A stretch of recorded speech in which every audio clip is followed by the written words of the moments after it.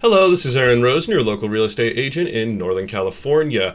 I just want to do a follow-up today about, I made a video a while ago about a ADU slash tiny home builder that had stole basically $100 million from people. And this just goes into a little more detail about it, and it shows a veteran who had over $220,000 siphoned from their bank account. So just wanted to give you a quick reaction to this and some insights. All right, let's check it out. Right now at 11 o'clock, it's a story of bad business. State investigators are taking action against a builder that's accused of leaving a lot of people in the Bay Area high and dry. No shame. How many people have you done this to? If these guys get away with this, there is something seriously wrong with our system. So far, 20 clients have told us the contractor took big money up front, but left an unfinished project in their yard. That contractor. So right off the bat, be very careful about giving big money up front. Don't do that. Builds ADUs. More of this is coming to light after our exclusive reporting. New tonight, the state is recommending legal action while the builder is exploring bankruptcy. The consumer investigator Chris Kimura has been talking to some key players, including the man who ran the firm and a local military family who feels tricked. Oh, let's see what they have to say. I sure hope they have that in here. Chris? Good evening. We're talking about anchored tiny homes and its spectacular collapse. Its CEO insists it was just a failed business. Those are his words. But a former executive and a devastated North Bay family feel it was more than failure. They believe it was criminal. No, you don't need to make 100% criminal. I can already guarantee you. On the couch with his family, Steve Sonza is just dad. But the medals and plaques on the wall behind them are a reminder. He's also Major Dad. 16 years in the California National Guard. Steve says he's now medically retired, 100% disabled with service-connected post-traumatic stress. Mostly on the southern border, Korea a little bit. PTSD plus memory issues. So when his family enlisted Anchor Tiny Homes to build a $330,000 ADU in the backyard, it seemed smart. Just think about that. That's a $330,000 ADU, which is maybe 700 square feet. You can get whole homes in other places of the country for that. I've talked about this ad nauseum. We need more land to build. To link the contractor directly to their bank account to ensure no payments were forgotten. I mean, do I really need to say it? I feel terrible for this guy. Do not link your account, especially your main bank account, to a builder. What I would do is I would create a separate account, and then I would have regular transfers to that account, and let's just say a smaller amount of $10,000 on a regular schedule. Actually specify the payment schedule. The family got a state grant plus a home equity loan. They used those to pay Anchor Tiny Homes for initial plans and permits. But then, March 21st, 3 huge, unscheduled bank transfers. Wow. So this is $100,000 to Anchor Tiny Homes. And then below that, it's another $100,000 to Anchor Tiny Homes. And finally, $21,275.65 to Anchor I mean, they take out Tiny Homes. Same day. Same day. Same day. $221,000. Okay, so they took out $221,000 on the same day. There's a lot of issues here. How about setting a limit that they can take out from your account? Now, I don't know if your bank can do that, but you can limit that. If you're ever involved in a project like this, limit the amount that you have in an account to these builders. Don't just throw it all in an account. Trust but verify over and over again. So a little bit of planning and foresight into something like this would have helped these people. I feel terrible for them. My dad is a disabled veteran as well.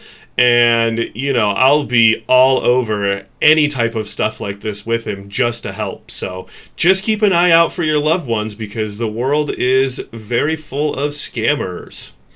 In one day. From our retirement savings, all of it, essentially. just to jump in real quick, do not link your retirement savings to a company that has direct access to your bank accounts. Don't do it. Highly recommend against it. Drained it. Steve showed me what they have in their backyard. Zero construction. Where it's supposed to be. For their state grant, home loan, and retirement fund. $315,700. Even if Anchored Tiny Homes had started building here, it never should have taken those big advance payments. The contractor board says it is against the law for a contractor to collect payment for work not yet completed or for materials not yet delivered. Remember that. I mean, it's clear the law was broken. I mean, they're not allowed to, even if it was an accidental blip in the system, they have to return the money as soon as they find out. Steve says he repeatedly asked Anchored Tiny Homes for his money back. I tried to call out and reach out to him. What happened? Nothing. Did they respond at all? No. You know, the fact that you can't just go down to the police station and have them go to the bank and force them to put those back. There's probably some problems with that, but think about the process of the recourse that should be in place for this.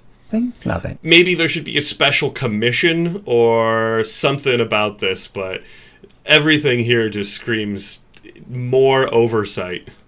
Steve was too patient with Anchored. By the time he gave up and asked his bank to reverse the unauthorized transfers, the bank said it was too late. That pains me to hear because this is probably The bank said it was too late? Ugh. one of the biggest flags that I saw near the end of nearing my departure. That's Chris Pace. He used to be Anchored Tiny Homes Chief Operating Officer. Today, he works for a different ADU company.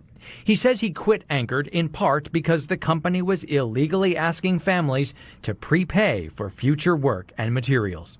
What was essentially told to me is we're going to go ahead and push out invoices to everybody. Some people paid. $31,296. About $40,000 plus. $80,000. We wanted to know why the company wanted all that money so early, especially when Pace's boss, CEO Colton Paulus, spoke freely on his podcast and elsewhere about how big his tiny home company had grown. I can tell you right now, $100 million business. First and foremost, I don't think there was $100 million. Pace claims he saw the company inflate some fee. $100 million scam is what they did. They just stole $100 million. Stealing $100 million does not mean you have a $100 million building business. Why isn't this working? There we go. Some sales that would be canceled and they would still take them and put them as a sale on the books. Pace says he hasn't filed any reports with law enforcement, but he thinks they should examine the business's books. Oh, I think they're going to find a lot of red ink. I think they're going to find a lot of bad investments. Pace points to questionable spending, like CEO Colton Paulus's podcast. You can take your life to the next level. 3 people on staff, plus travel expenses to meet social media influencers. How much of the podcast actually had to do with the ADU business? None of it. None. Absolutely none. Is that a legitimate business expense? Yeah, he just got into this hustle thing. You know, I see this a lot with people. They get a little bit of success and then they just turn to this, like, I'm a guru coach kind of thing. I see this a lot in my own real estate where I'll see somebody going, all the success, I generated thousands of leads and I closed all this stuff, and then I look and they really haven't done anything. It's like, if you are so successful as a real estate agent, why give it up? Real estate agents, we work really, really hard. You put in long hours, 7 days a week, all that kind of stuff. And if you're making 6 figures or more, to just give that all up and go towards the guru coach thing, it's a little bit suspicious for me. Now, there are legitimate guru coach type people out there, but about 80% of them right off the bat are just fluffing it. Then? I don't believe so. By text message, Paulus denied Pace's allegations. He said payroll was $1 million a month, but didn't answer when I asked how much he paid himself. Paulus said, it was a failed business, and I hate that it happened. In another message, I feel horrible. I have to carry this for the rest of my life. I'm sick to my stomach. At Paulus's office. Yeah, he feels horrible that he got caught. We found no one, but he's still working somewhere. State records show a new LLC registration with his name on it. Contractor launched, filed July 31st as ATH was imploding.